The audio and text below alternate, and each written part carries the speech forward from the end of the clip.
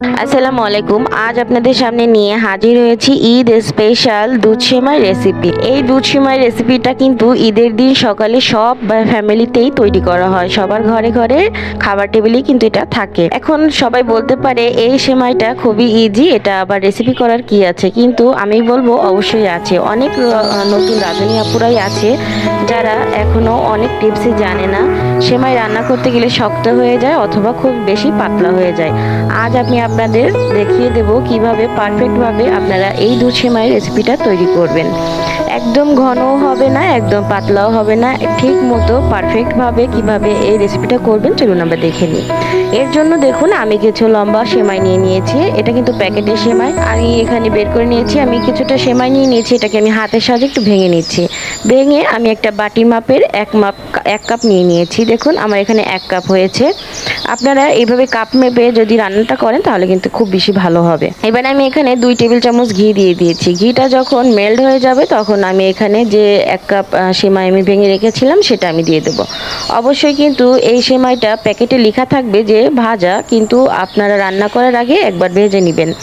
4 থেকে 5 মিনিট ভাজলেই কিন্তু এটা ভাজা হয়ে যাবে। এটা যদি না ভেজে নেন তাহলে কিন্তু রান্নার ক্ষেত্রে যখন আপনি এটা দুধের ভিতর দেবেন একদম গলে নষ্ট হয়ে যাবে, একদম আটা গোটা হয়ে যাবে সেমাইটা। আপনারা যদি এভাবে একটু ভেজে নেন ঘি দিয়ে 4-5 মিনিটের মতো, তাহলে কিন্তু আর এটা হবে না। দেখুন এটা আমি তুলে নিচ্ছি। এবারে একই প্যানে আমি দিয়ে দেবো আরও 1 টেবিল চামচ ঘি। এইটার মধ্যে আমি দিয়ে দেবো কিশমিশ, কাজু বাদাম এবং কাঠবাদাম। এগুলোর সাথে আমি আরও দিয়ে দেবো কিছু গরম মশলা। আমি এখানে একটা তেজপাতা, 2টা দারচিনি এবং 3টা এলাচ দিয়ে দিয়েছি। এগুলোকে আমি ঘির সঙ্গে খুব ভালো করে ভেজে নিব। এটাকে খুব বেশি ভাজার দরকার নেই, একটু ব্রাউন কালার হলেই হবে। দেখুন আমার ঘিটা একটু কম হয়েছিল, এজন্য আমি আরও 1 চামচ ঘি এখানে অ্যাড করে দিয়েছি।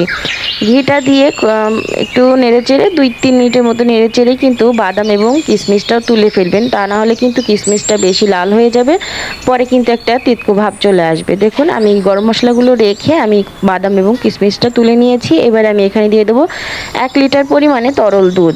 দুধটা দেওয়ার পরে প্রথমে কিন্তু একটুখানি ঘি উপর থেকে ভাসবে, কিন্তু পরবর্তীতে কিন্তু এটা সরে যাবে, এতে কোনো সমস্যা নেই।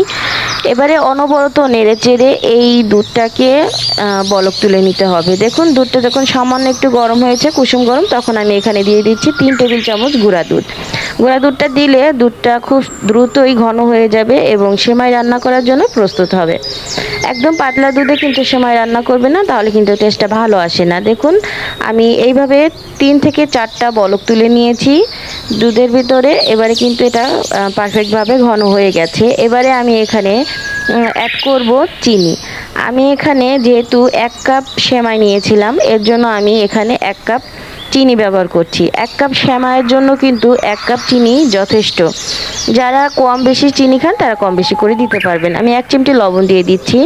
যা এই পারফেক্ট সেমাই মিষ্টির জন্য কিন্তু 1 কাপই যথেষ্ট। আপনারা যদি কম বা বেশি করে খেতে চান তাহলে একটু বেশি অথবা কম দিতে পারেন।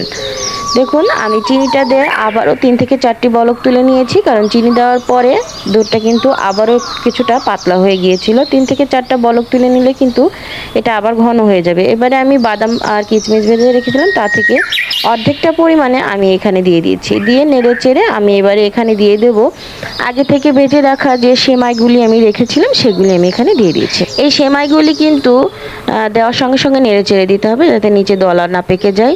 এগুলি কিন্তু খুবই পাতলা চিকুন সেমাইগুলি, একদম চিকুন। এগুলি কিন্তু খুব বেশি রান্না করার দরকার নেই। মিডিয়াম টু লো হিটে এটাকে 3 থেকে 4 মিনিটের মতো রান্না করলে কিন্তু সেমাইটা প্রস্তুত হয়ে যাবে। দেখুন এই সেমাইটা আপনারা কিন্তু একদম শক্ত করে নামাতে যাবেন না, তাহলে কিন্তু এটা খেতে পারবেন না, একদম পুরোটাই শক্ত হয়ে যাবে। এটা একটু নরম থাকতেই নামাতে হবে। দেখুন আমার সেমাইটা কিন্তু অলরেডি এখানে সেদ্ধ হয়ে গেছে। এই দেখুন আমি আপনাদের একটা চেপে দেখাচ্ছি। এটা এতটাই পাতলা খুব দ্রুতই এটা এতটাই চিকুন যে খুব দ্রুতই এটা সেদ্ধ হয়ে যায়। আমি এই মুহূর্তে চুলার আঁচটা বন্ধ করে দিলাম। দেখুন ঠিক এই পর্যায়ে চুলাটা বন্ধ করে দিতে হবে। এরকম যখন পাতলা থাকবে তখন, বেশি গাঢ় করতে গেলে সেমাইটা শক্ত হয়ে যাবে। এবারে আমি অনবরত নিয়েছি, এটাকে ঠান্ডা করে নিব। দেখুন আমার এটা কিন্তু পুরোপুরি ঠান্ডা হয়ে গেছে। এবারে আমি আপনাদের দেখাচ্ছি এটা কিন্তু একদমই পারফেক্টভাবে হয়েছে। পুরোটা শক্ত না, একদম নরমও না। যেভাবে আমরা দুধে মাখা মাখা সেমাইটা খেতে চায় ঠিক সেইভাবেই কিন্তু এটা হয়েছে। দেখুন দেখতে কতটা সুন্দর হয়েছে এবং খেতেও কিন্তু মাশাআল্লাহ অনেক সুন্দর হয়েছে। আপনারা অবশ্যই এরকমভাবে একবার ট্রাই করে দেখবেন। আমার টিপসটা যদি আপনারা লক্ষ্য করেন আপনাদের সেমাইটা কিন্তু এইভাবে পারফেক্টভাবে হবে। এবার সৌন্দর্যের জন্য আমি উপর থেকে দিয়ে দিচ্ছি আগে থেকে যে বাদাম এবং কিশমিশটা আমি ঘিয়ে ভেজে রেখেছিলাম সেগুলি আমি এখানে দিয়ে দিলাম। আমি এখানে ঘিয়ে ভাজা বাদাম এবং কিশমিশ দিয়েছি, আপনারা চাইলে কিন্তু নর্মাল বাদাম অথবা কিশমিশও দিতে পারেন। এভাবে যদি আপনারা একবার বাসায় ঈদের দিন সকালে এটা তৈরি করে ফেলেন তাহলে কিন্তু অনায়াসে আপনারা এটা খুব সুন্দরভাবে খেতে পারবেন। সবাই খুব খুশি হবে। আমার ভিডিওটি যদি ভালো লেগে থাকে অবশ্যই একটি লাইক কমেন্ট শেয়ার করবেন এবং আমার চ্যানেলটি সাবস্ক্রাইব করে রাখবেন। আপনারা যদি চান সেমাইয়ের রেসিপিটা কিন্তু ঈদের আগের দিন রাতে তৈরি করে নিতে পারেন, তাহলে কিন্তু এটা আপনারা ফ্রিজে সংরক্ষণ করেও খেতে পারেন। ঠান্ডা ঠান্ডা এই সেমাইটা খেতে কিন্তু খুবই ভালো লাগে। সবাইকে ভালো থাকবেন, সুস্থ থাকবেন। আসসালামু আলাইকুম।